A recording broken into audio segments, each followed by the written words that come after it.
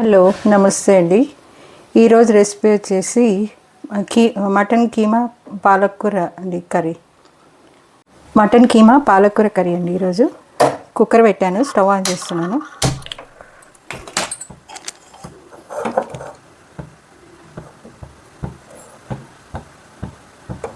Cooker వేడెక్కినాక కొంచెం oil వేస్తున్నాండి.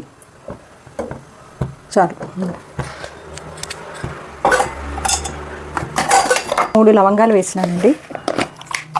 ఒక చిన్న దాల్చిన చెక్క ముక్క, ఒక పెద్ద ఉల్లిపాయ కట్ చేసి తీసుకునండి, అది వేసేస్తున్నా.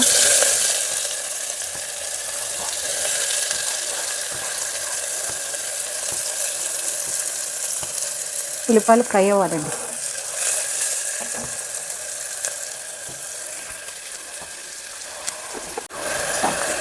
ఉల్లిపాయలు ఫ్రై అయినాక టమాటోస్ వేసిన, ఒక చిన్న టమాటో, ఒక 4 పచ్చిమిరపకాయలు కట్ చేసి వేసిన.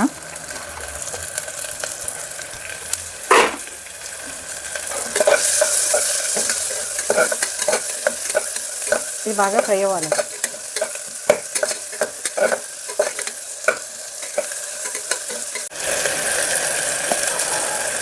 ఇవి ఫ్రై అయినాక ఒక half spoon ginger garlic paste వేస్తున్నానండి. ఇది కూడా బాగా కొంచెం ఫ్రై అయినాక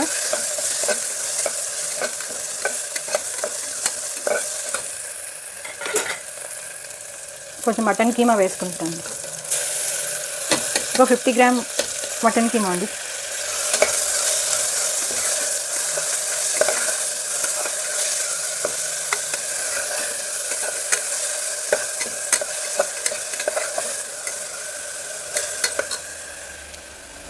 కొంచెం ఉప్పు వేస్తున్నాను. ఉప్పు వేసినాక పసుపు వేసుకుంటున్నాను కొంచెం.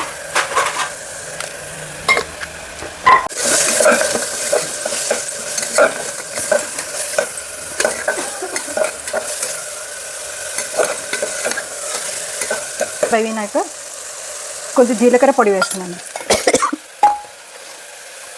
ఆ విధంగానే కొంచెం ధనియాల పొడి, 2 స్పూన్ల ధనియాల పొడి.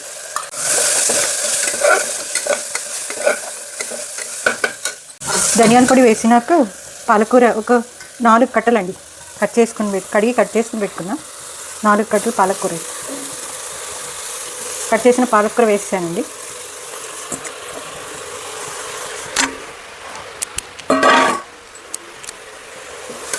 ఇది బాగా కలపాలండి.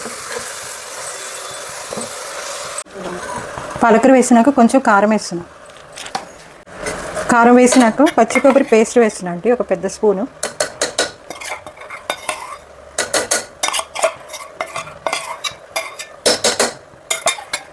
ఇది బాగా కలిపి ఫ్రై అవ్వాలండి.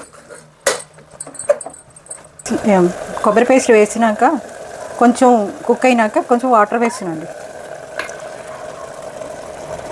కొబ్బరి పేస్ట్లో కడిగిన వాటర్ అండి. ఇది కొంచెం బాగా కలపాలి.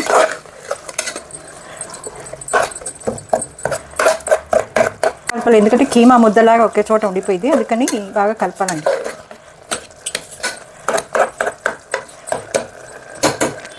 కలిపి కుక్కర్ మూత పెట్టేయాలండి. ఒక 5-6 విజిల్స్ రావాలండి. వచ్చినాక చూపిస్తాను. కుక్కర్ మూత తీసానండి. తీసినాక కుక్కర్ ఇంకా వాటర్ ఉన్నాయి. స్టవ్ వెలిగిస్తున్నానండి. స్టవ్ వెలిగించినాక కొంచెం కలిపి వాటర్ ఉన్నాయి చూడండి, ఈ వాటర్ అంతా ఇంకిపోవాలి. ఈ టైంలో కొంచెం కొత్తిమీర వేస్తున్నాండి. వాటర్ మొత్తం సోక్ అవ్వాలండి.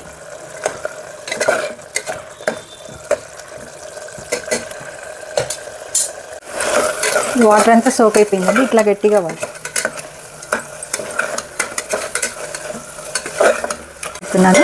ఒక 2 సెకండ్స్ తర్వాత స్టవ్ బంద్ చేయాలండి. ఇంతేనండి రెసిపీ. ఈ రెసిపీ కానీ మీకు నచ్చినట్లయితే లైక్ చేయండి, షేర్ చేయండి, సబ్స్క్రైబ్ చేసుకోండి. మోర్ వీడియోస్ కోసం బెల్ ఐకాన్ని క్లిక్ చేయండి. Thank you. ఇంకా ఆఫ్ చేసేస్తున్నాండి.